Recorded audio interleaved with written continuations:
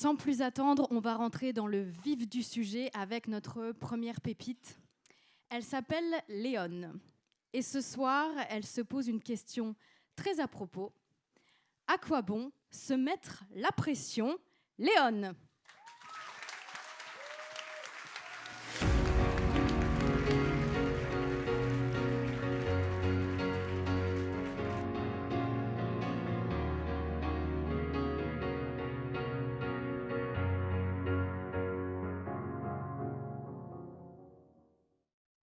Comment je vais faire?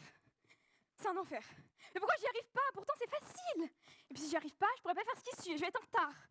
Alors j'ai pas le choix, il faut que j'y arrive. Il faut être la première, il faut être la meilleure. Tout ça, c'est pas assez. Je dois faire mieux.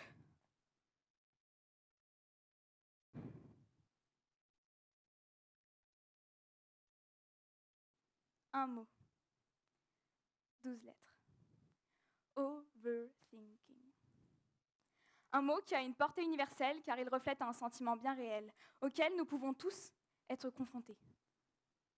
Celui de réfléchir à n'en plus finir. Là où la nuit n'est qu'une continuité entre la veille et le lendemain, un peu comme un quotidien sans fin. Réfléchir, c'est bien. Mais trop réfléchir en devient malsain. On a l'impression d'être fou, comme si nos pensées étaient de plus en plus floues. Savoir faire la part des choses entre ce qui est bien ou non, ce qu'il faut dire ou non, comment il faut être, tout se trouble. Et tandis que cela trotte dans nos têtes, s'immisce petit à petit un poison, celui de la pression, permanente, oppressante et omniprésente. Une fois qu'elle est là, on ne l'arrête pas. Invincible, invisible.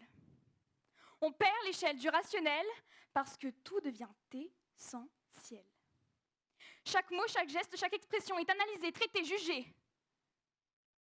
Ce n'est qu'une multitude de détails, mais accumulés, ils forment une montagne presque infranchissable. Tout remettre en question est devenu notre nouvelle obsession. Contrôler tout ce qu'on dit et tout ce qu'on fait. Il faut que ce soit parfait. C'est vrai, si on analysait cette pression, je dirais qu'elle est liée au souci de perfection. Mais nous savons tous ici que la perfection n'existe pas. Alors à quoi bon courir derrière cette obsession qui nous fait perdre la raison? Peut-être que cela vient d'un mal-être encore plus profond. La peur de l'échec. Cette peur qui nous dit qu'on ne va pas y arriver avant même de se lancer. Et pourtant, à quel moment sommes-nous réellement en échec? Il n'existe pas de référentiel de la défaite. Sauf lorsqu'on se demande ce que l'on vaut face aux autres. Se comparer, c'est commencer à douter de ses capacités. On trouvera toujours quelqu'un de meilleur, une personne qui nous fera nous sentir inférieurs. Quelqu'un pour qui on se dira que nos efforts ont été vains. Alors oui, personne ne trouvera jamais rien de bon dans la comparaison. La seule chose qu'on percevra sera le manque de confiance en soi, car il n'y a rien de pire que de se dire « elle est meilleure que toi ».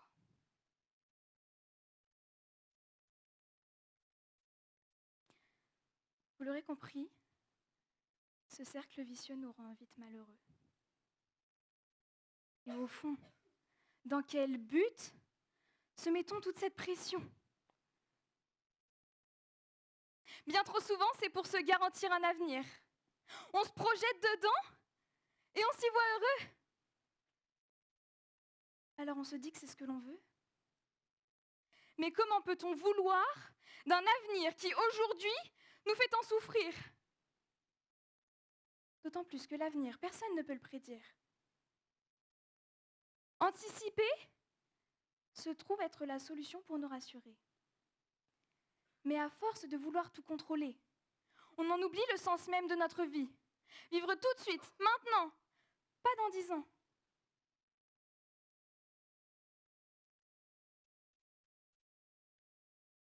Je suis désolée, mais ce soir, je ne vous donnerai pas de solution pour résoudre cette pression. Tout simplement parce que je pense qu'il n'en existe pas, ou bien qu'il en existe autant que d'êtres humains. Responsables de notre vie, nous acceptons de nous enfermer dans une telle folie, alors que nous devrions en trouver la sortie. Un certain monsieur Camus a dit un jour que le plus difficile était de savoir garder l'équilibre. Ici, l'équilibre en question se trouve être entre l'ambition et la pression. Il est possible de concilier les deux, sans pour autant se rendre malheureux. Une vie, on n'en a qu'une. Un corps, on n'en a qu'un. Alors il faut en prendre soin.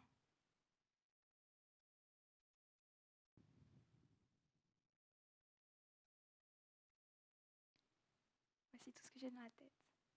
Et aujourd'hui, j'arrive plus à vivre avec.